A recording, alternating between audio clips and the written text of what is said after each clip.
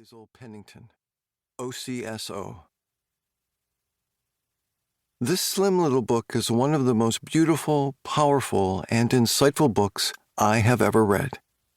It took me several weeks to read. Right from the first chapter, Dr. Benner's shared reflections, arising out of his lived experience and those of some of his patients, impelled me to spend hours just sitting, allowing the divine, unconditional love to pervade my being. Never before had I been able to accept my sinfulness, my weaknesses, and my addictions, and allow them to be before God, knowing that this prodigal father's love would in no way be deterred by them. Rather, that love would be the healing of them.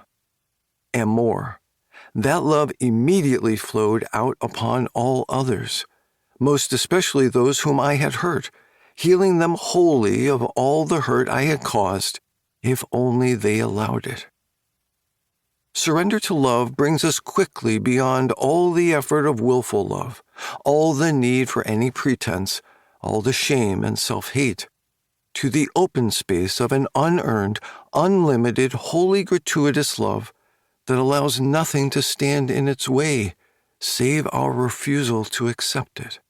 It is surprising how we fight against love's accepting what we do not want to accept in ourselves, our defective, wounded, malicious self. But what a transformation when we can accept this poor self and allow love in. The subtitle of this book is Discovering the Heart of Christian Spirituality, and I think that this is just that. At heart, essentially and necessarily, Christianity is a question of accepting a love that went so almost unbelievably far as to sacrifice the love's own beloved Son for me, for you, for each one of us, no matter how miserably unworthy we are of such love. Benner is perhaps influenced by the Ignatian way, as he invites us to allow our imaginations to bring us into the experience of that smelly little tramp embraced by the prodigal father, all his foulness cloaked over with the father's own cloak, or that little one who, despite apostolic remonstrance, climbs up and snuggles in Jesus' lap. Too much feeling? Too much emotion? Too much sentimentalism? Then why did God become a man who can feel, can have all the sentiments of the human heart, can give expression in a fully human way to the longing love that impelled him to create us for such love? I hope this little book will be for you the blessing it has been for me. It is so difficult for us to open to love, because we know in the end we will have to return love for love.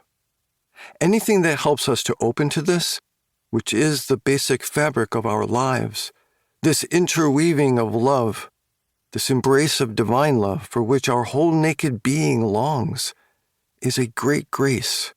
May Dr. Benner's book be such a grace for you, as it has been for me. Preface. Surrender, love, and spirituality. A few years ago, I received an email from a woman who told me she had greatly enjoyed my previous books, but was furious over something she had discovered in a recent one. "I can't believe that you recommend surrender," she said. "As a psychologist, you of all people should know how dangerous it is to submit to someone." She went on to accuse me of being irresponsible as a spiritual guide and a typical male in my uncritical acceptance of the way power is abused in relationships. I had obviously hit a nerve. I will tell you more of this woman's story in the pages that follow. It is a story that dramatically illustrates the transforming possibilities of surrender to divine love. But it also reminds us how frightening even the idea of surrender is to some people. The concept of surrender has come upon hard times in recent years. Some view it as too close to submission.